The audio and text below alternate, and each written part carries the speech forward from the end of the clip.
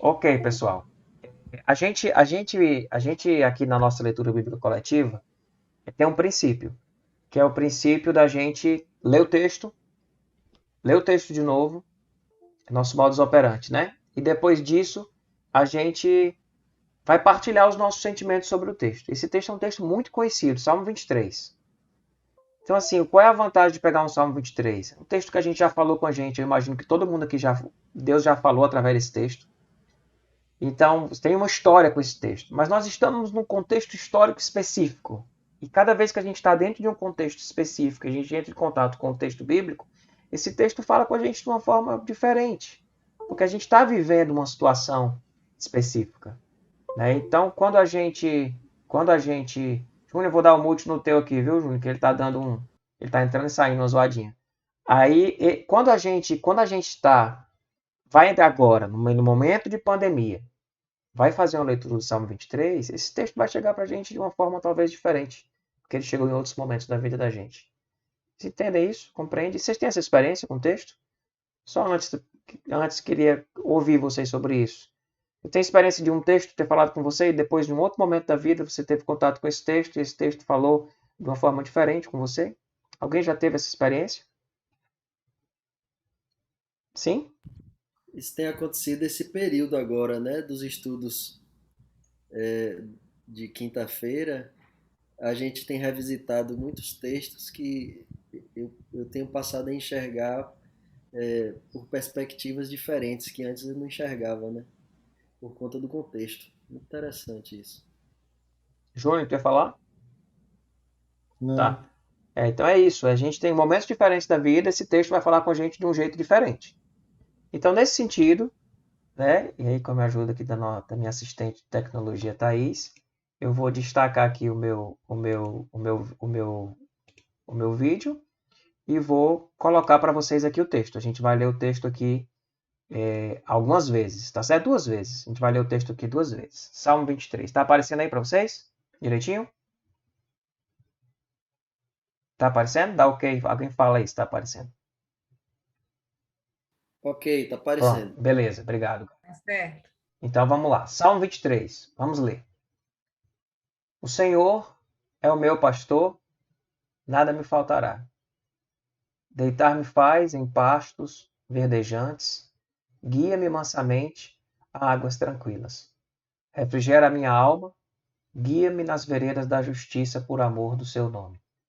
Ainda que eu ande pelo vale da sombra da morte, não temerei mal algum, porque tu estás comigo. A tua vara e o teu cajado me consolam. Preparas um banquete para mim à vista dos meus inimigos. Tu me honras, ungindo a minha cabeça com óleo e fazendo transbordar o meu cálice. Sei que a bondade e a fidelidade me acompanharão todos os dias da minha vida, e habitarei na casa do Senhor enquanto eu viver. Novamente, o Senhor é o meu pastor, nada me faltará. Deitar-me faz em pastos verdejantes, guia-me mansamente a águas tranquilas. Refrigera minha alma, guia-me nas veredas da justiça por amor do seu nome. Ainda que eu ande pelo vale da sombra da morte, eu não temerei mal algum, porque tu estás comigo. A tua vara e o teu cajado me consolam. Preparas um banquete para mim à vista dos meus inimigos. Tu me honras, ungindo a minha cabeça com óleo e fazendo transbordar o meu cálice. Sei que a bondade e a fidelidade me acompanharão todos os dias da minha vida, e habitarei na casa do Senhor enquanto eu viver. Amém, meu povo? Esse é o nosso texto de hoje. E aí? O que vem para a gente na leitura do Salmo 23? O Senhor é meu pastor e nada me faltará. O que vem que destaca? O que esse texto mais fala com você? Qual a parte desse texto que vem de uma forma muito intensa aí no seu coração? O que você destaca? Né? Bom, para mim é a parte de que o Senhor ele está presente em todos os momentos, né? E se nada me faltará, eu já ouvi umas reflexões que antes eu achava assim, de nada me faltará as coisas boas. Daí uma vez eu ouvi uma pregação que esse nada não é só coisas boas, também seriam as coisas ruins para a gente como seres humanos, os desafios, né? E no contexto todo ele vem falando de várias coisas, e até a parte assim de um dos versículos que eu mais gosto e que sempre eu uso como uma crença muito forte na minha vida, quando eu tenho medo de alguma coisa, eu me lembro, né? Ainda que eu ande, né, pelo vale da sombra da morte, pela escuridão, eu não temerei mal algum, porque tu estás comigo. Essa segurança de todo o contexto de um pastor, de Sim. cuidado, né, de abraçar, de proteger, de no momento mais difícil que a gente possa passar, não existe nada que possa completar esse vazio, só Deus mesmo. Não tem amigo, não tem marido, não tem ninguém, né? É esse Senhor mesmo que está com a gente presente em toda e qualquer situação. Eu gosto muito desse salmo. E eu tenho uma experiência com ele que eu queria compartilhar com vocês. Eu passei um momento muito difícil em relação aos meus filhos, e eu desisti de orar, porque eu falei assim, Senhor, eu já orei, e eu tinha assim, tudo determinado na minha mente, e Deus não fez do jeito que eu determinei na minha mente, porque não é assim que funciona, né? Só que na época eu não tinha esse entendimento. Eu falei, gente, eu orei, eu fiz campanha, eu jejuei, eu fiz tudo que no meio, no campo religioso podia ter feito, e não adiantou, Senhor, eu não tenho mais palavra para orar, e eu conversei com Deus assim numa certa revolta. E o Senhor falou comigo, né, porque ele é muito paciente, né? E ele disse para mim assim: ore o Salmo 23, ore o Pai Nosso, porque eu disse para ele que eu não tinha mais palavras, que todas as palavras que eu tinha usado nesse tempo todo não tinham adiantado de nada. E eu passei muito tempo orando o Salmo 23 e o Pai Nosso, porque eu não conseguia orar outra coisa, botar as minhas palavras, falar com Deus, porque eu achava que não tinha sentido.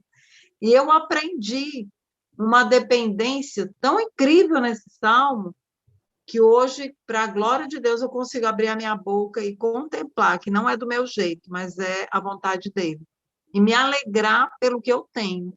Nesse pastor que pega o cajado, que me consola, que me corrige, que me coloca no prumo, e que eu não sou a queridinha, a privilegiadazinha, né? Que eu não sou a última Coca-Cola no deserto, mas que eu sou uma pessoa, assim, uma filha, que ele ama, e que ele está me ensinando a caminhar, a cuidar de mim.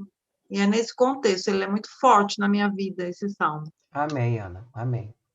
Quem mais destaca mais alguma coisa aí? Eu tenho umas É, coisas aqui, mas estou me segurando. Vocês falem aí. o verso, ainda que eu ande pelo vale da sombra da morte, né? A gente, durante muito tempo na minha vida, Tá com ventinho, Lúcio. Pronto. eu vou fechar aqui. Durante muito tempo eu recitava de forma automática, e esse salmo ele tem essa característica, né? A gente se acostuma com ele e acaba não prestando muita atenção ou talvez vivenciando tudo que ele diz. E nada temer diante do vale da sombra da morte. Uma vez eu parei para pensar sobre isso, é um desafio muito grande, né?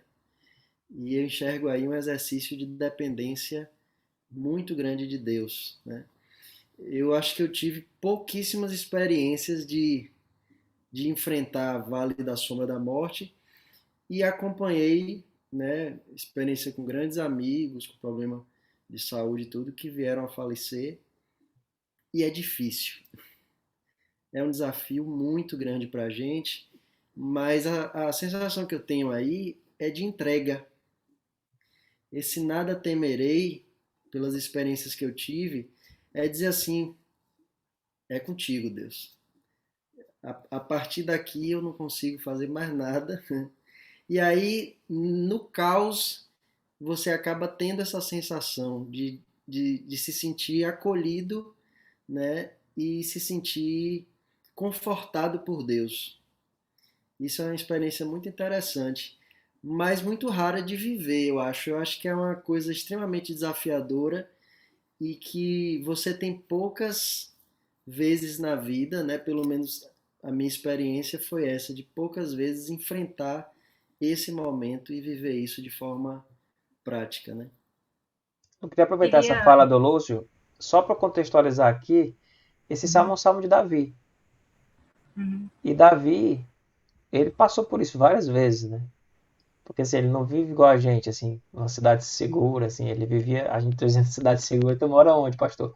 Ele disse, mas é porque o cara vivia onde? Ele vivia no meio do mato, ele teve um batalha o tempo todo. Ele passou por um vale da sombra da morte, por exemplo, com Golias. Foi num vale. Tinha dois montes e um vale no meio, e foi lá que ele foi enfrentar Golias. Então ele sabia, ele tinha passou muitas vezes por situações na vida dele como essa daí. Só fazer esse destaque. Pode falar, André.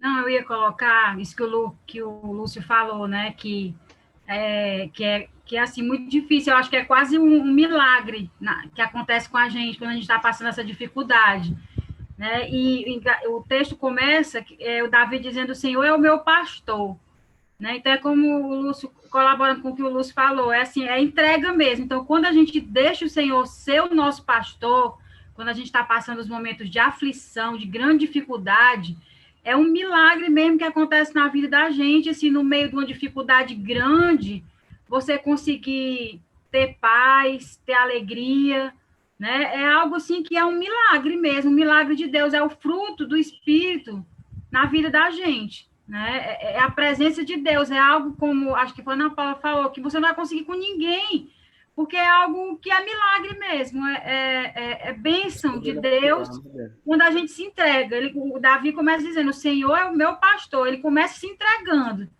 né? Deixando o Senhor pastorear a vida dele. E aí vem um monte de coisa aí, águas tranquilas, refrigerar o vigor da pessoa.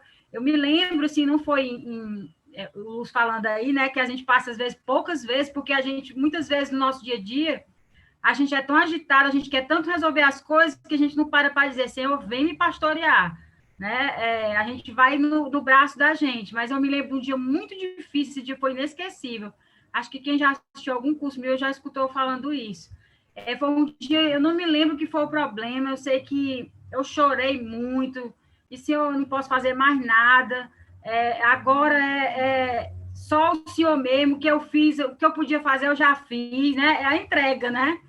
E eu chorei, aí peguei, eu dava aula à noite, eu peguei de uma esteira lá em casa, né? E aí botei louvor e fui caminhar louvando, louvando, louvando, louvando, fui dar aula de noite.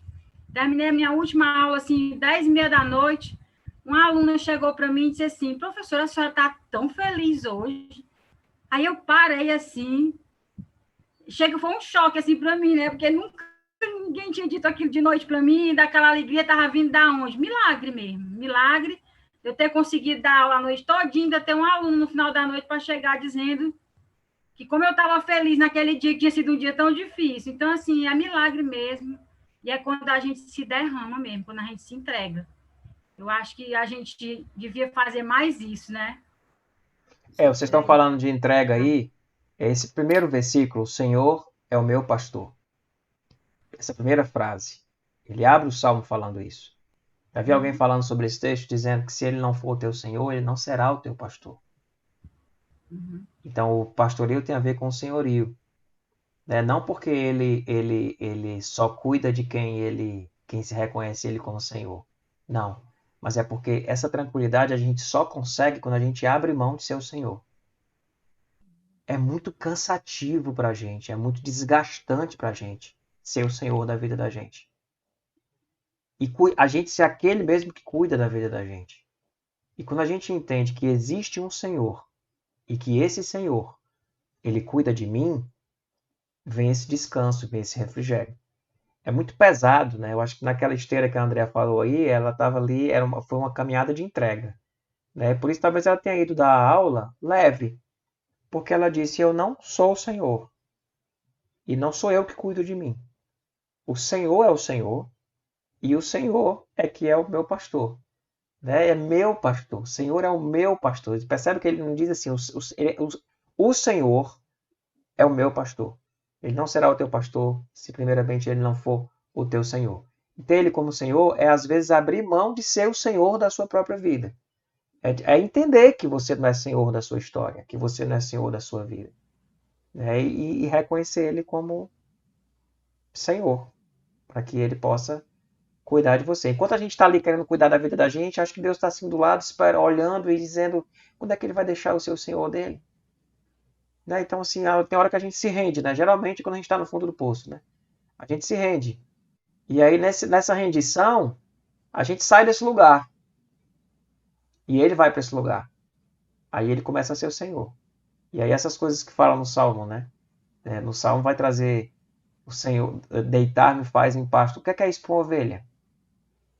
O Senhor me faz deitar em pastos verdejantes. É suprimir a necessidade. O que mais uma ovelha precisa? Necessidade básica. É estar deitado num pasto verdejante. Ele diz, guia-me mansamente a águas tranquilas. O que é guiar-me mansamente a águas tranquilas para uma ovelha? É não levar aquela ovelha para uma água que não seja tranquila, que acabe ela arrastando ela. Vai beber água e a água leva ela. Ela vai entrar na água e a água leva ela. Guia-me a águas tranquilas. Na água tranquila ela consegue beber água. Na água tranquila ela consegue suprir as suas necessidades básicas. Então esse versículo 2 é necessidades básicas. Mas no 3 vem refrigera a minha alma. Ou seja, a ovelha tem alma, a ovelha do pasto não, né? Mas a gente tem, né? Então, refrigera a minha alma. Refrigera a minha alma, tipo, aquieta a minha alma. O que é refrigerar a alma? Imagina uma alma fervente, uma alma fervendo, uma alma inquieta, um emocional em curto-circuito, esquentando, batendo pino, né, com o cooler desligado. O teu processador com o cooler desligado. Esquentando. Já travando o Windows. Aí ele vem e refrigera a alma da gente. Entende o que é refrigerar a alma? Refrigera a minha alma, guia-me. Esse pastor também guia nas veredas da justiça por amor do seu nome. Então, assim, começa tudo com aquilo lá, meu povo. E para mim, assim, sinceramente, é escândalo o Senhor se importar com a gente. A Ana Paula falou, a gente não é... É escândalo. Imaginar um Deus que criou o universo, que é Senhor dos senhores, Rei dos reis, Senhor de tudo, Criador do universo, se importar com cada um de nós. O Senhor é o meu pastor. O Senhor ser pastor é estranho, pessoal. É que a gente está acostumado com isso no discurso religioso. Mas o Senhor, Deus, Criador do universo, se importar com cada um de nós, eu acho que essa é uma das partes mais difíceis para um agnóstico, para um ateu, crer no Evangelho. É porque nós não estamos falando de um Deus como força. A gente está falando como um Deus que cuida, que ama. Não é um Deus como energia. Não é um Deus como criou o universo, uma força metafísica que criou o universo. Ele é o Senhor, ele é o pastor que cuida da gente, que consola a gente, entende? Isso é loucura. Isso não cabe. Isso não cabe. Isso é o absurdo da fé cristã. O absurdo da fé cristã é o Deus saber o nome de cada um de nós, saber quantos fios de cabelo tem na nossa cabeça. É a gente chamar esse Deus de Pai. Saber que Ele conhece a gente quando a gente está ainda informe no ventre da nossa mãe. De que Ele tem o nosso nome escrito, né? E que os nossos muros estão diante dele, esses muros caídos, as nossas lutas, as nossas dificuldades. Isso é escândalo. Isso é escândalo. Para qualquer pessoa que às vezes uma barreira para se crer em Deus. Nesse Deus relacional, nesse Deus que cuida, que conhece, que ama, que é pastor. O Senhor é o meu pastor. Essa frase, ela tem uma reflexão filosófica aí, assim, uma discussão profunda, porque como que o Senhor é o pastor? Parece que, assim, como assim? Parece uma tentativa de um homem de se colocar no centro das atenções. Mas não, o Senhor é o meu pastor. E nada me faltará. Gostei dessa fala da Paula, né? Do nada, como sendo nada me faltará. Nem as coisas ruins, nem as coisas boas, nem as coisas ruins. Nada me faltará. Eu já vi o Russell Shedd falando desse texto, dizendo que ele gosta de ler esse texto, dizendo: o Senhor é meu pastor e ele não me faltará. E ele não nos faltando, vai, né? Ele não nos faltando, vai. E sobre o texto que o Lúcio colocou, eu vou já me calar, que eu estou falando muito. Ainda que eu ande pelo vale da sombra da morte, não temerei mal algum. Ele mostra por quê. Porque tu estás comigo. Porque tu estás comigo.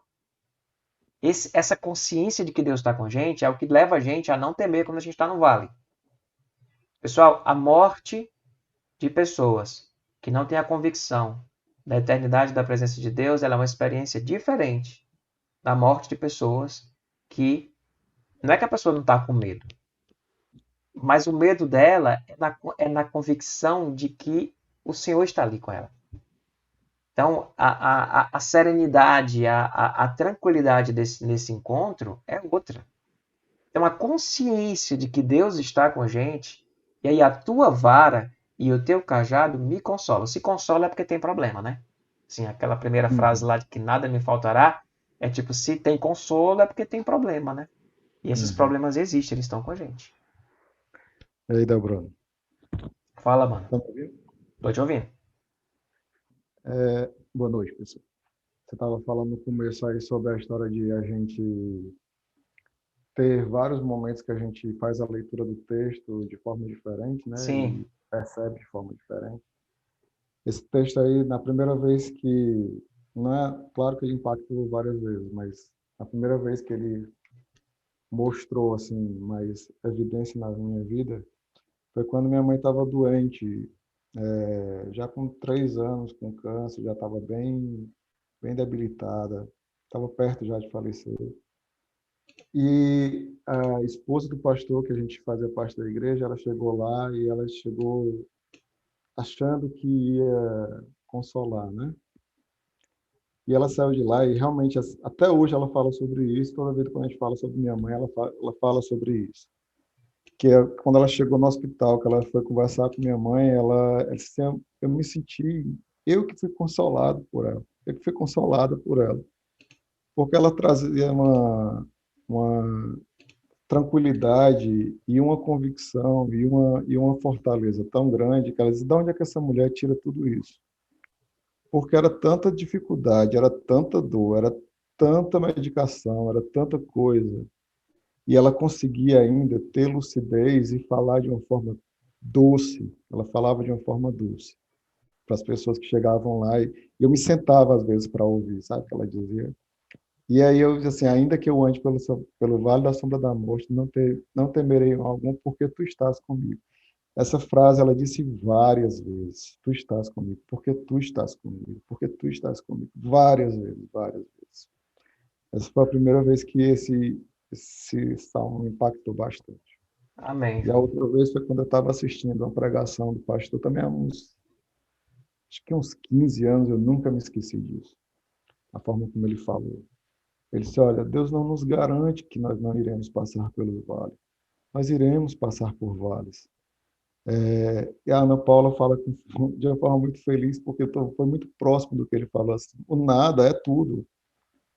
Não vai faltar nada não, viu? Vai faltar dificuldade, não vai faltar dor, não vai faltar alegria, não vai faltar nada disso não.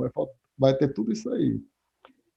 E ele disse assim, olha, a gente vai passar por vale também. Isso eu nunca esqueci. Ele diz assim, o importante não é como a gente está no vale, nem como a gente chega no vale. É como a gente sai desse vale. O que é que a gente deixa nesse vale? Será que a gente deixa coisas muito preciosas e que vão fazer muita falta na nossa vida depois? Passar pelo vale é a certeza de que é certo que iremos passar por vales. Mas o que a gente não pode é deixar alguma coisa lá que seja preciosa demais, que vai nos fazer muita falta do outro lado. Isso foi muito impactante para mim. Para mim foi muito impactante. Amém, João. Voltando à fala do Lúcio e da Andréa sobre o milagre que é, sabe o que às vezes eu tenho a impressão? De que a gente tem mais medo do vale do que no vale. Você entende o que eu estou falando? A gente tem mais medo do vale do que quando a gente de fato está no vale. É verdade. E aí, isso há uma diferença nisso. né? Porque eu acho que às vezes, assim, por não, a gente talvez até por ter uma vida com Davi adquiriu talvez essa confiança passando por vários vales. Ele não chega a dizer isso sem passar por vale. Ele passou por vários vales e por ter passado por vários vales, ele consegue dizer, ainda que eu ande pelo vale da sombra da morte, eu não temerei mal algum. Então é um milagre consumado.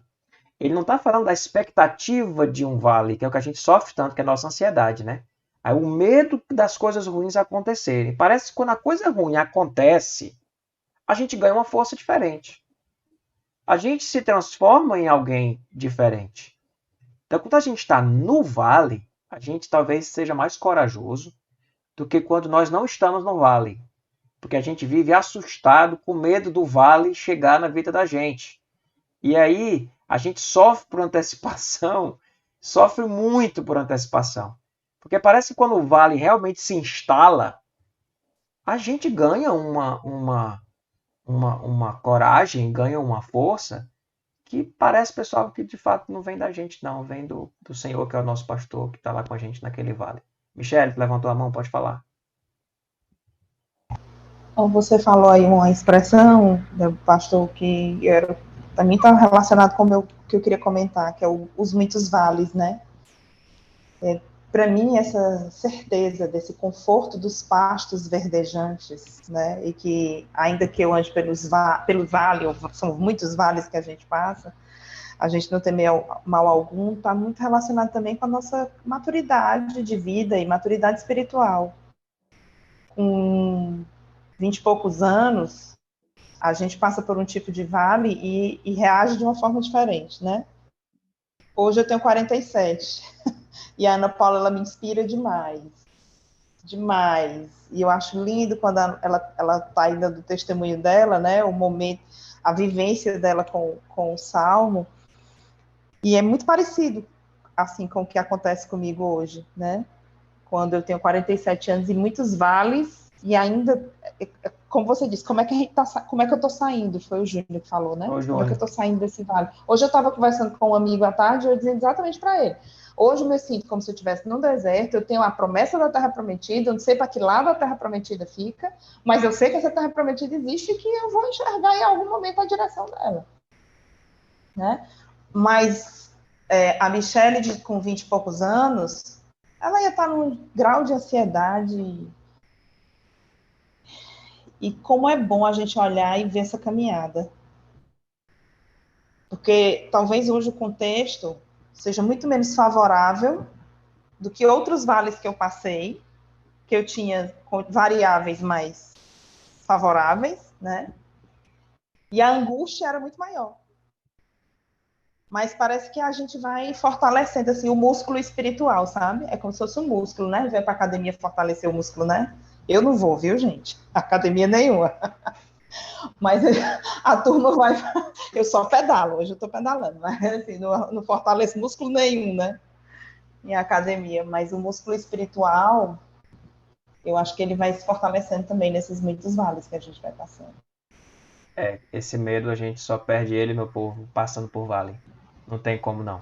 Não, e o engraçado, pastor, é que o medo de enfrentar torna o vale, às vezes, muito mais profundo, muito mais escuro, muito mais tenebroso do que, na verdade, ele é. Eu passei mais de 40 anos da minha vida guardando um monte de coisa embaixo do tapete, com medo de enfrentar a dor, com medo de lidar com determinadas... Né? E o vale, às vezes, não é uma crise que está fora, muitas vezes o vale é uma crise que está dentro. Sim. Né? São desafios pessoais da nossa história de vida, dores da criança ferida, dores da infância, enfim.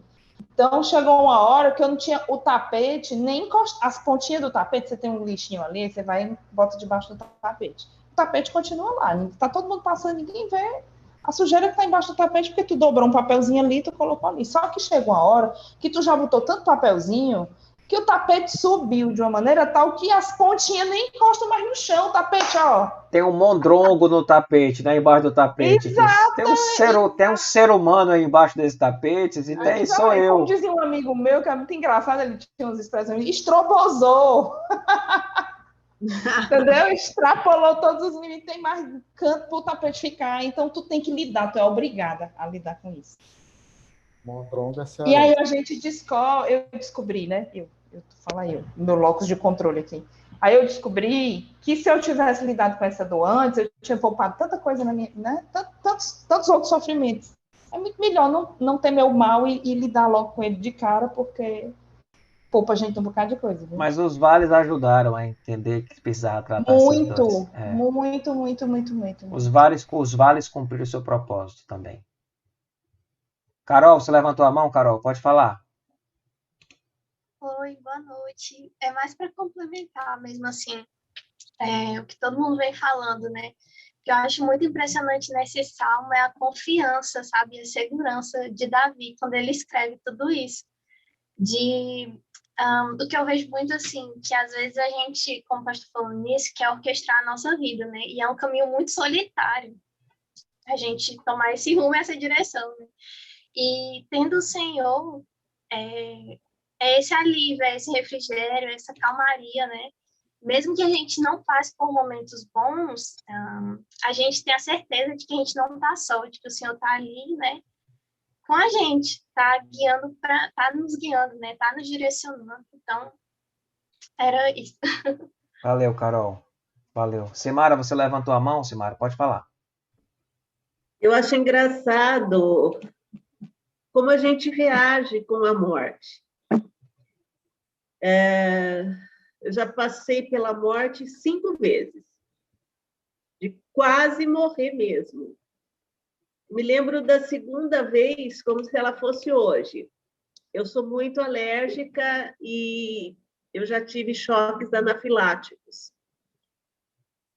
Eu morava isolada e eu estava só com a minha filha.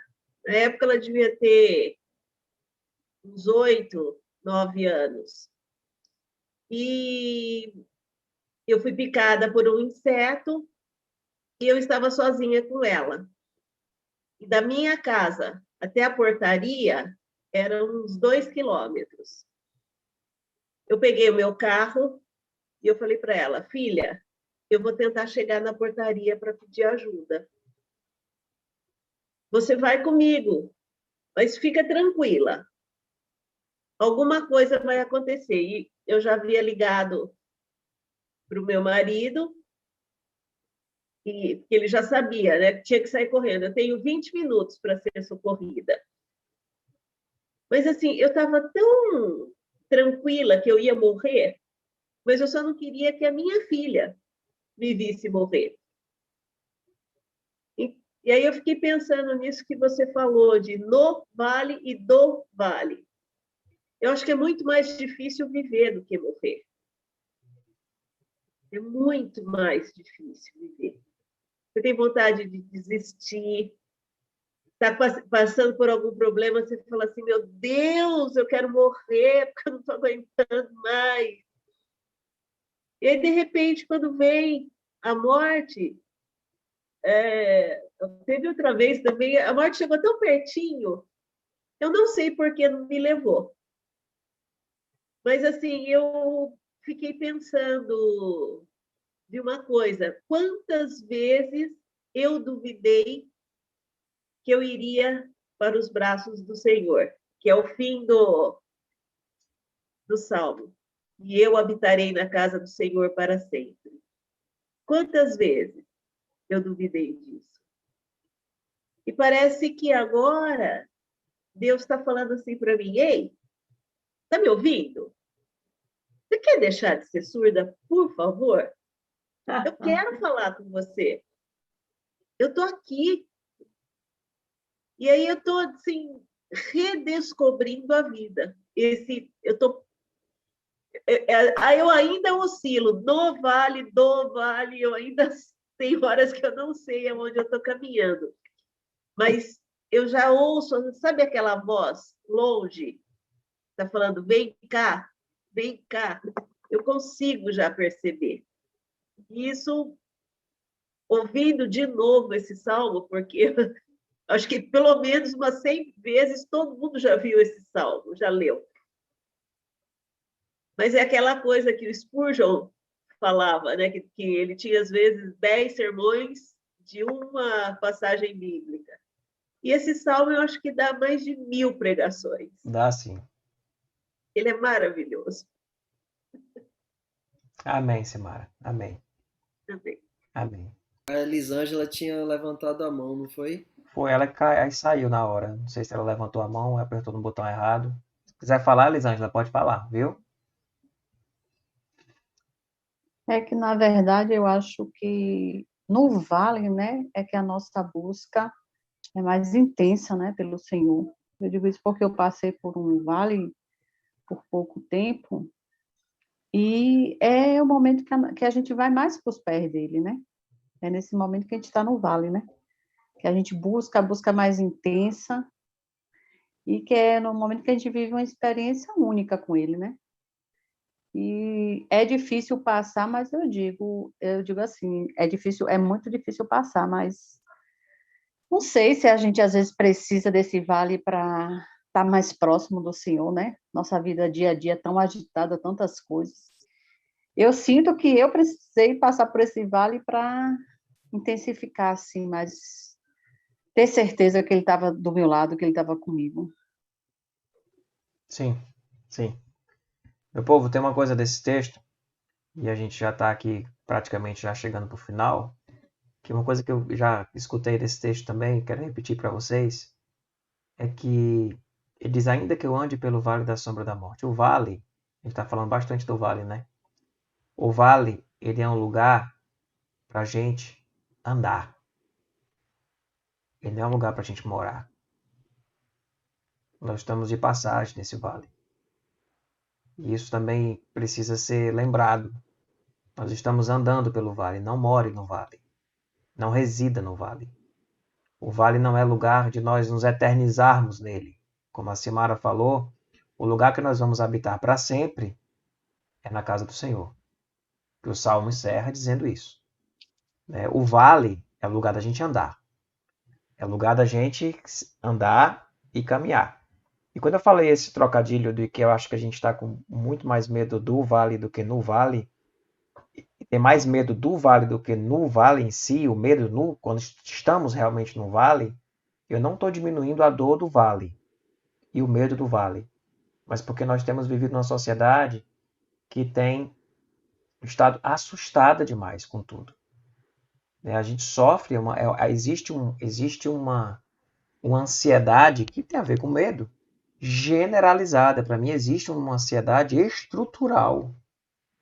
Parece que a nossa rotina e o mundo está estruturado de uma forma que a gente fica com medo toda hora de uma coisa acontecer. Esse medo de que a qualquer momento vai acontecer alguma coisa.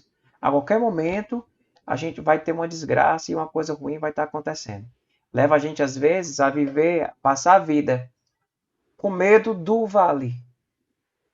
E sabendo, e a confiança que a gente precisa ter é que quando o vale vem, e ele vem, ele existe para todos nós. Todos nós vamos passar pelo vale. Quer que seja o vale da sombra da morte ou o vale da sombra de outra coisa. Nós vamos passar pelo vale. Quando nós estivermos nesse vale, é porque eu tenho visto isso na vida de pessoas. As pessoas ganham uma força extra. Essas pessoas descobrem forças que elas não tinham no vale. Agora, quando elas estão com medo do vale, parece que quanto mais medo do vale elas têm, mais medo elas ficam. Mas do vale, se ganha uma força na própria experiência com Deus, sabe? Se ganha uma força extraordinária que acontece no vale. Por isso que às vezes a gente pega assim, mas essa pessoa achava ela tão vulnerável, mas aconteceu um problema grande na vida dela, e ela mostrou que ela é sim vulnerável, mas que ela tem uma força incrível e uma capacidade incrível de enfrentar um bocado de coisa. Entende? Delbrando, Pode falar, filho. só para... a gente tem medo do vale. E quando a gente está no vale, como você falou aí, as coisas parece que diminuem, ou então a gente ganha força mesmo. Aí eu vou voltar para minha mãe, porque ela diz assim, porque tu estás comigo. Porque tu estás comigo. Quando a gente chega lá, a gente ganha uma força gigantesca, porque aí a gente descobre que o vale é ruim, mas a gente está com ele. A gente percebe que ele está com a gente, né, Ju? E aí as coisas se tornam pouco mais tá complicado, mas se torna um pouco mais Esse salmo, aceitável, né? esse salmo, ele sempre foi muito importante. Mãe, tá cortando o teu áudio. Tá cortando, tá? O áudio dela? Tá cortando, né? Porque assim, esse salmo, tá vendo? Tô. Se tu Sempre puder foi muito desligar a importante. tua câmera, talvez melhore. Por causa da internet. Sempre foi muito importante na minha vida. Eu aprendi esse salmo quando eu era mensageira do rei. Decorado. E toda vida que eu tinha medo, toda vida que eu tinha ansiedade, toda vida que eu ficava sem dormir de noite, preocupada com alguma coisa, eu fazia o que você faz aqui no grupo, bota para ler o salmo 2 vezes. Aí eu recitava esse salmo umas 4, 5 vezes, e nos momentos de aflição, Deus nos ajuda a, vamos dizer assim, a acalmar, a tranquilizar o coração da gente. Então, esse salmo aí, ele é um salmo muito lindo, muito expressivo, muito importante para a gente recitar a cada momento que a gente está com medo, que a gente está paralisado, que a gente não sabe como orar, né? Então, a gente começa a recitar esse salmo e parece que a paz de Deus vai inundando o nosso coração. Esse é o meu sentimento com esse salmo. Amém. Amém. Amém. Amém. O Pedro Paulo escreveu aqui, o interessante é que o medo pode até paralisar no vale, né? Paralisar a gente no vale, né? Levando a desacreditar no que Deus pode fazer em nosso favor. Sim, esse medo no vale ele pode levar a gente a paralisar, e aí a gente precisa lembrar que o Senhor está com a gente, tem que voltar a andar. Tem que andar. Tem que andar. Isso não significa que em alguns momentos a gente não pare um pouco no vale também, mas essa parada precisa ser provisória. E chega uma hora que a gente olha assim, lembra que o Senhor está com a gente, que a vida continua, que se eu não continuar andando, eu vou permanecer nesse vale para sempre. Na verdade, se tem um vale, se você parar, você não vai ficar nele para sempre? Se você continuar andando, você sai dele. Então, ainda que eu ande pelo vale da sombra da morte. Sim, Paula, pode falar. Assim, por muitas vezes, eu acho que a gente esquece um pouco desse Senhor, né? E a gente baseia muito na nossa força, no que a gente construiu, que a gente já vivenciou, e a gente esquece desse Senhor aí que está junto, né? E uma das coisas que me ajudou muito é ter um entendimento que Ele me criou com o poder de livre-arbítrio para eu decidir confiar ou não nele, me render ou não a ele. E isso tem feito assim, muita diferença, né? A ponto que eu até escrevi no meu livro sobre isso, sobre essas escolhas. E o que Deus me ensinou, né? Que o fim era apenas começo de novas histórias, começo de novos desafios, e que eu precisava colocar essa confiança, essa rendição de que eu sozinha não conseguiria, mas que ele nunca iria deixar de ser o meu pastor, né? Porque o texto fala, até na minha Bíblia ele tem um comentário sobre a ovelha, né? Que é um ser inofensivo, é um ser delicado, é um ser Frágil, que precisa de um cuidado frágil, né? E nós, como seres humanos, quer mais fragilidade que a gente. É cega, a né? ovelha é cega, ela não enxerga direito, ela se perde do rebanho fácil. E, às vezes, a gente confia na nossa própria força, em tudo que a gente já viveu, em tudo que a gente já estudou, nos vales que a gente já passou lá atrás. E isso eu falo por experiência própria. Quantas vezes eu me tornei autossuficiente? E quando eu descobri que eu precisava me render, literalmente, ao Senhor, o quão libertador isso foi, o quão ele me fez mais forte, né? Na minha fragilidade. É o que a palavra fala, né? A gente é vaso de barro e ele habita dentro da gente. Ele escolheu a gente, ele escolheu fazer a gente. É relacionamento que Deus quer com a gente. É união. Jesus ele falou que eu e o Pai somos um, assim como vocês e o Pai são um. Então, a gente precisa lembrar a nossa memória. Toda vida que eu me sinto assim, abatida, eu lembro, falei, Deus, tu me fez contigo, né? Tu tá aqui. Então, assim, por mais que aconteça, eu tenho até um jargão que vocês vão rir agora. Eu falo assim, respira, Espírito Santo, e assopra, cão, saia daqui. Respira coisa boa e assopra, né? Tira o exercício da respiração. Aconteça o que acontecer, nunca pare de respirar. Deus colocou o fôlego da vida e a gente precisa decidir.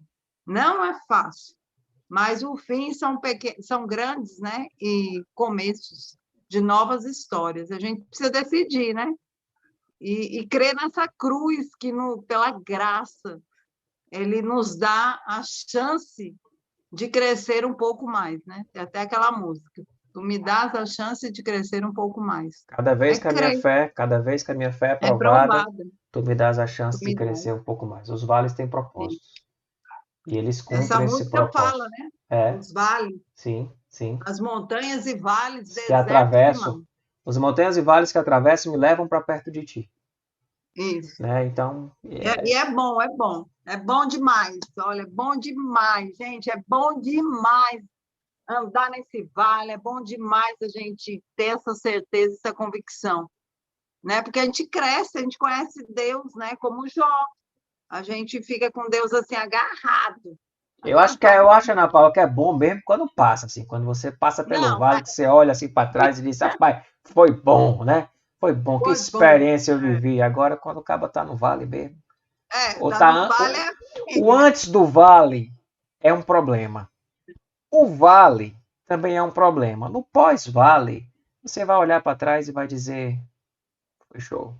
Valeu. Foi bênção, sabe? Deus, não agradecendo pelo problema, mas vai dizer, Deus esteve comigo. E eu deitei em pastos verdejantes. Ele me levou a águas tranquilas para que eu pudesse beber água em segurança. Ele refrigerou a minha alma, porque eu estava com um processador esquentando, com o cooler desligado. E ele foi lá e refrigerou a minha alma. Né? E depois o texto vai falar de ele fez um banquete para mim na presença dos meus inimigos. Né? Me honra. Né? Então, assim, esses inimigos, né? Quais são os nossos inimigos? Né? Aqueles que existem dentro da gente. Acho que a Michelle falou sobre isso. Aqueles que estão lá dentro da gente. Esses inimigos estão dentro da gente. Esse banquete é o que é? É você, tipo, não é vingança, não. É o sentido de que Deus vai, tipo, te colocar num lugar de satisfação. De satisfação na presença dos teus inimigos. Tipo, esses teus inimigos não terão mais poder sobre você. E esse dia chegará. Nem que seja na glória, esse dia chegará. Amém, meu povo? Amém. A gente vai ouvir uma música agora, Salmo 23, de Daniel Ludwig. Acho que é isso.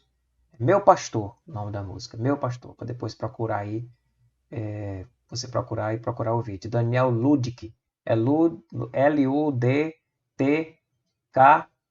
Eu vou colocar depois no grupo. E a gente queria compartilhar essa música com vocês, tá bom?